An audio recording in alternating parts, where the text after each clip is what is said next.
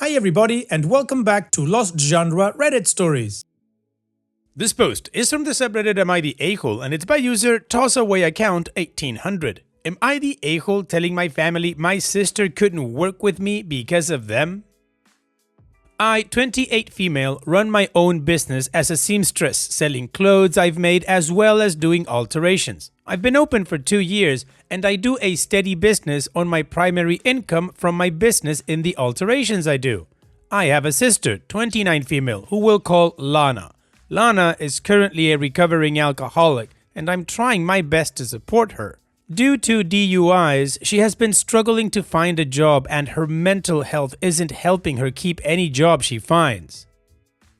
I feel really bad for her, and while we were visiting my parents on Monday, I made the offer she could work for me. When I made the offer, I said that she could work inventory and register like a normal employee. She seemed pretty on board, but said she would have to think about it since she didn't want to leech off me. Our parents were also really on board and encouraging and thought this would be a great opportunity for both of us. Wednesday, my mom called and asked if the building would now be in both Lana and I's name. I asked her what she meant, and she said since Lana is co-owner, her name should be on the lease. I told her it wouldn't because she wouldn't be co-owner.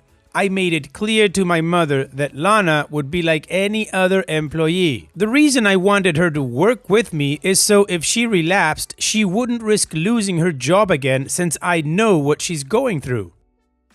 Mom beat around the bush trying to convince me to make Lana co-owner, and I repeatedly told her no. Not only for Lana's sake, but also the sake of my business. I don't think Lana would be a bad co-owner, but at this time, she's still fairly unstable and I don't want her to get stressed and fully break her sobriety.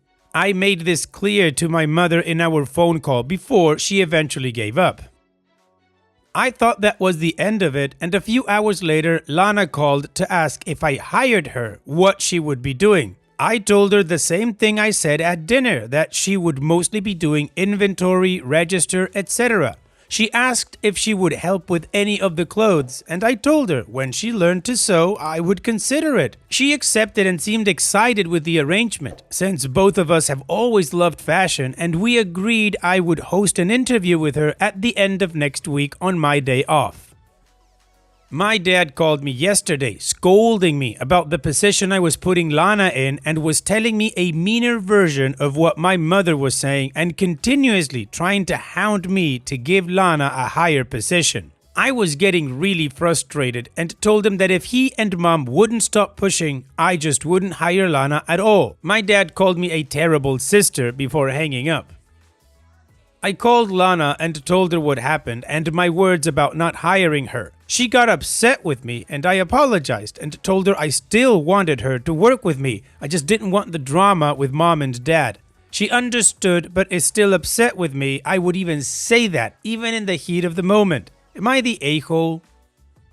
Well, P, personally, I don't think you're like this huge raging a-hole, but I do think you could have handled it a lot better. What you were offering your sister was absolutely clear from the start. It was definitely supportive, and she accepted it without pushing to be co-owner or anything of what your parents were trying to peddle. And they are most definitely the a-holes here, trying to force you to give part of your business to your sister who hasn't done anything to build it up, and you're just doing this to help her. Where I think you could have handled it better is where you let frustration take over. I understand it must be incredibly annoying to have your parents badger you like that, but I don't think that has anything to do with hiring or not hiring your sister. What you could have done is told them this is the end of the conversation, stop bugging me, or I won't contact you again until you get it. And still have the interview with your sister, who was absolutely okay with the terms that you offered. So overall, not the a-hole, but definitely a clear learning opportunity for you to not let frustration take over. And what do you guys think? Let me know in the comment section, and now let's check out the community comments.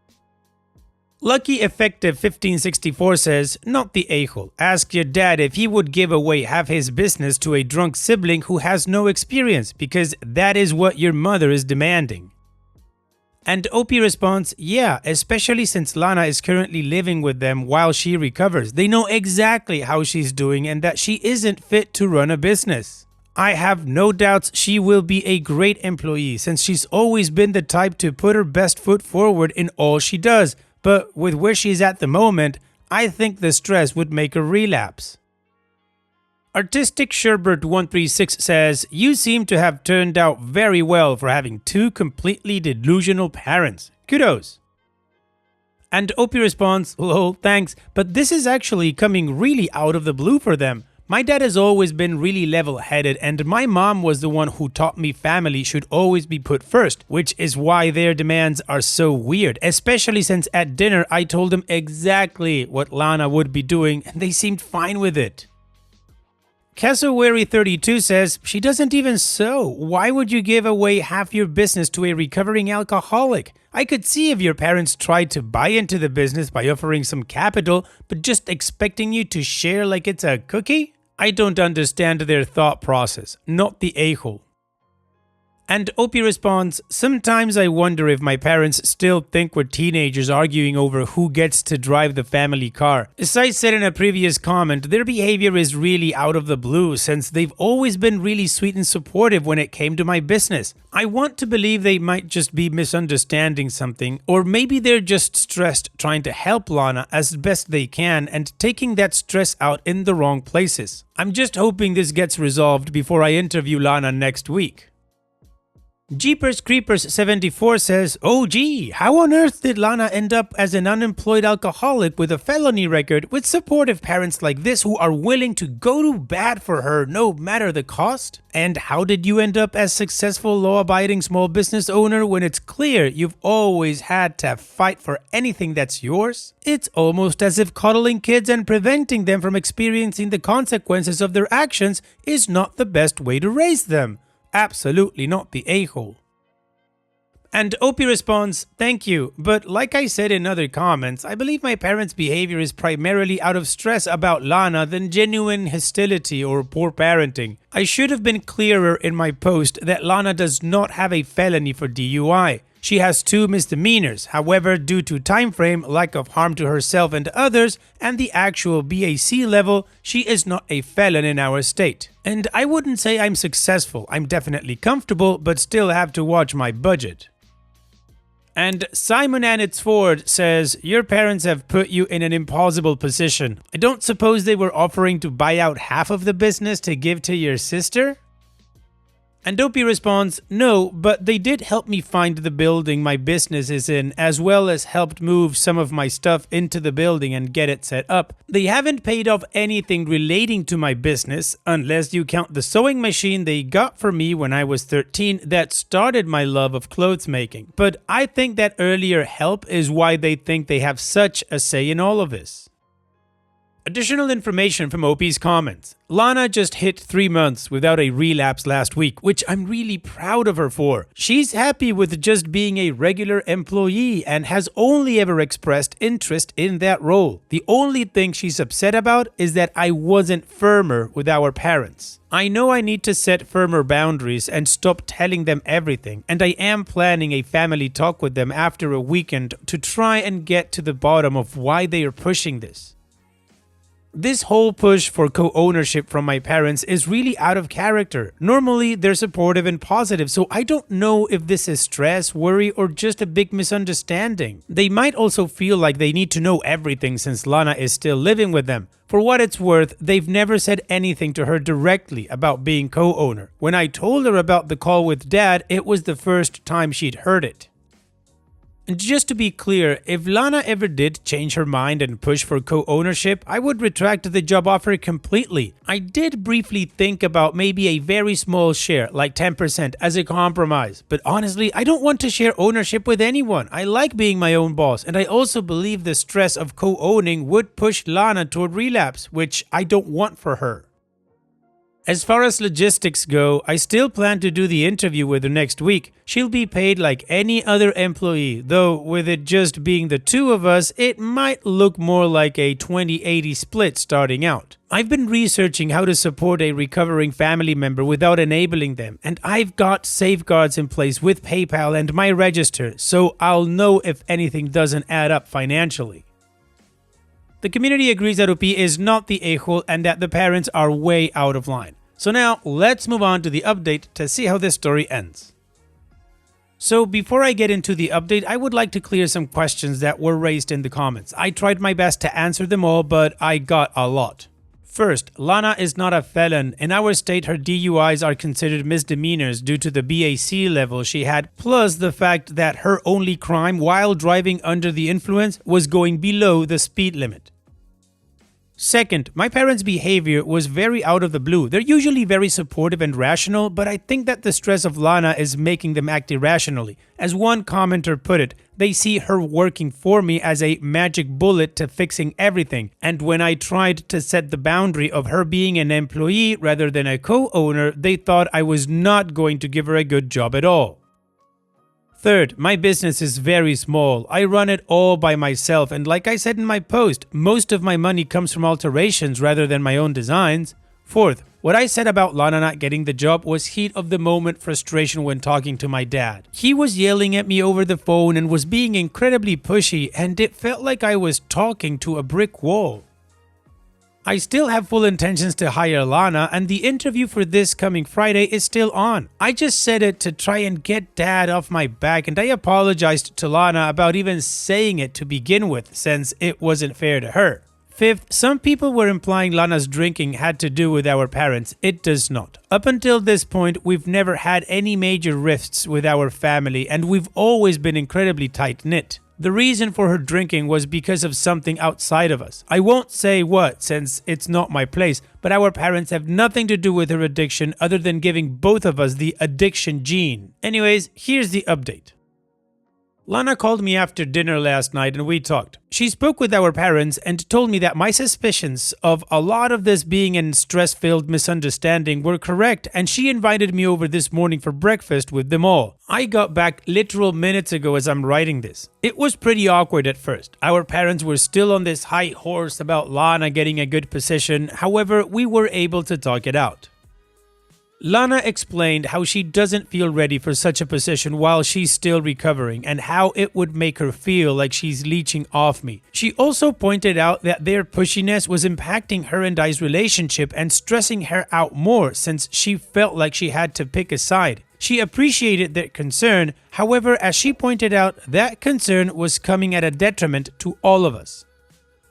I told them how I felt like they didn't respect my business and how hurtful their words and actions were, especially my dad yelling at me, as raised voices has always been something I'm sensitive about. I explained my perspective of how I didn't want to stress out Lana with a position she really isn't ready for, nor does she have the experience for, and it felt like I was getting punished for trying to help her out. I brought up what another commenter said about how it was like expecting me to put her on the lease of my apartment she doesn't even live in. My parents really took some time to think over what Lana and I were saying while they made breakfast, and when we sat down to eat, they apologized to us and explained that they were terrified of Lana having another relapse. Apparently, before we were born, my mom's cousin suffered from addiction and mental health, which eventually led to her committing, and they were terrified that the same might happen to Lana, which was why they were pushing for a more permanent position.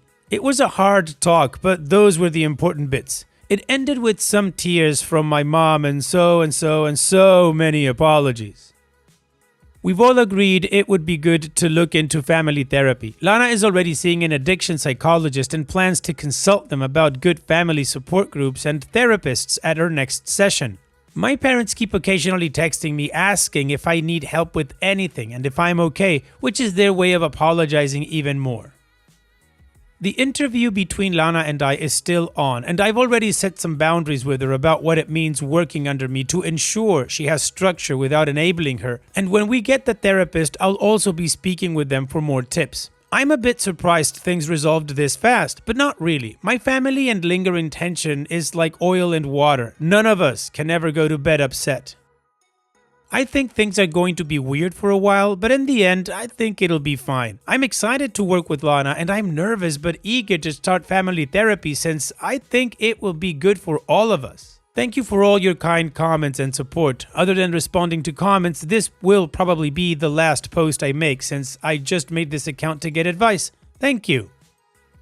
Well, OP, this is definitely a happy and positive update. You guys were able to talk, you communicated clearly what the problem was, your parents understood, they explained their position, and now everything is fine. So here's wishing you and Lana the best in the future, OP. Thanks so much for sharing and take care. And now let's move on to the next post that also has an update. This post is from the subreddit Am I the A-hole, and it's by user Deleted. Am I the a-hole for refusing to have a child with my girlfriend? My girlfriend, 22 female, and I, 23 male, have been together for 1.5 years. We've been friends for a few years before making it official, so our families know each other very well. It was an easy transition from friends to lovers for everyone. Our families were comfortable with each other, so there was no need to introduce anyone. My girlfriend and I recently moved into an apartment complex together 5 months ago, and it's finally feeling like home. But here's the issue. She wants to try for a child, and I'm completely against it, at least for now. I've had this conversation with her twice this week, and they all end with her being mad and not talking to me, and her mother getting involved and siding with her daughter, even though we recently moved into a new apartment together and have a place of our own. I don't want a child unless we're in a house and have enough money set aside to be comfortable. We do have a good amount of savings, and at this rate in a few years, house shopping will be in our budget. We both work pretty extensive hours, so there's also no time for us to be with a child. And not only is that unfair to the child, but also to us as parents. I want to be there for my kid as much as possible. My girlfriend doesn't see it this way. She says, "We'll figure it out. Let's start a family young."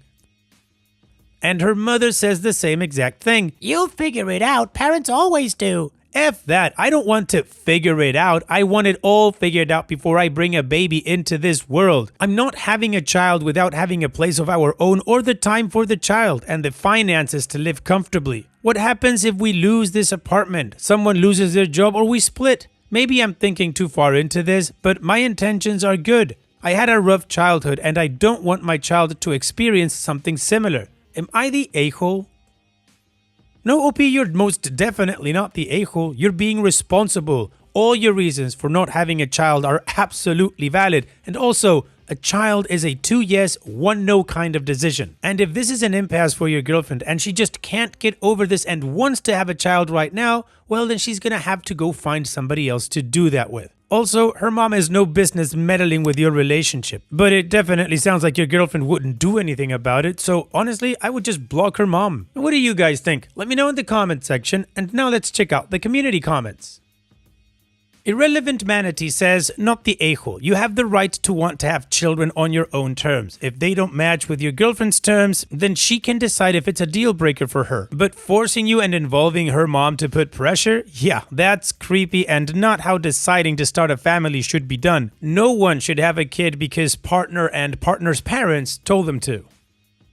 Sweaty Delivery 5300 says, "Not the a-hole at all, but I would be very careful with birth control. I would be incredibly paranoid that your girlfriend will go off birth control and get pregnant without your consent. Wear condoms and make sure they are new. I think you should tell her that if she does that, you will end things with her." And Inevitable Divide 933 says, "She doesn't seem mature enough to have a child if she ran to her mommy to tell on you. She may not be lifetime partner material. Think carefully about your relationship and keep your condom secure." The community agrees that OP is not the a-hole and that he should really be careful regarding birth control. So now let's move on to the update to see how this story ends. Hey everyone, I figured I'd give you a follow-up since you all wanted one, and my previous post gained a lot of attention. So, over the last couple of days, there were a few more discussions between my ex and I regarding having children. The conversation went nowhere each time and ended with her isolating herself on the other side of the apartment and not speaking to me. Yesterday morning I called her mother privately and asked if I could take her out for lunch, just the two of us, and talk. My ex was called into work and I had the day off. She agreed and we did just that. She met me at a local diner and it went completely opposite of how I thought it would. She tried to give me an ultimatum. She told me, "You can have children with my daughter or she will find someone better to have them with."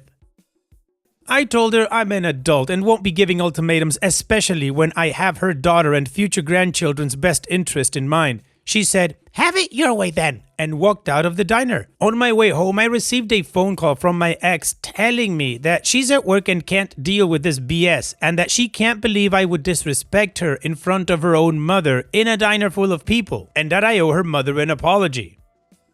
I was furious. Her mother effing lied about our entire conversation and twisted it to make it seem like I was talking bad about her child. I tried explaining to her, my ex, that's not what happened at all, and that we can talk more about it when she gets home. When she did get home, she refused to believe me because her mother isn't the type to give ultimatums and just wants grandchildren.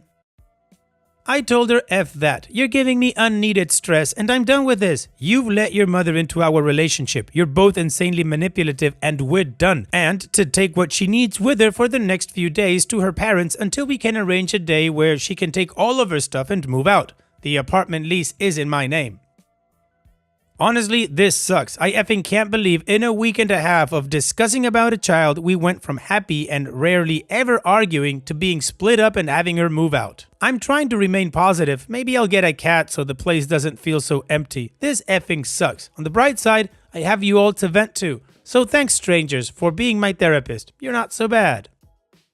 Well, OP, yeah, I get it, it sucks right now, but you've definitely dodged a bullet. Just imagine what life would be like with her and her mom for the rest of your life. And I think it'll make you very happy that you don't have to endure that. So here's wishing you the best in the future, OP. Thanks so much for sharing and take care. So now let's finish this video with a mood booster post. This post is from the subreddit Malicious Compliance and it's by user Gross040791. I'm telling you, that freezer has been fixed. Put everything back in it. So this happened when I was about 16 and working at a TCBY. I was about to get off work when the store manager told me to take all of the display ice cream cakes and put them into the back freezer because the front freezer wasn't working. She then left for the day. About an hour after I did this, the store owner walks in yelling, "Why are all the display cakes not in the front freezer? We just had it fixed." I told him that I literally just got done taking them out and putting them in the back per the manager's request. Some back and forth went on until I just shrugged and put the cakes back into the front freezer and left. All the cakes melted and I was fired. Oh well, lol. That sucks, OP. You had to pay the price for their stupidity. But I'm sure the silver lining is that you got a job where people aren't such idiots. Thanks for sharing, OP, and take care. And that's it for today's video. Thank you so much for taking the time to watch it. Now, if you've gotten to this point in the video, I assume that you like these stories that I'm reading out. So here are a couple more that you might enjoy. And if you don't have any time to watch another story right now, save it for later. And also, don't forget to hit that subscribe button.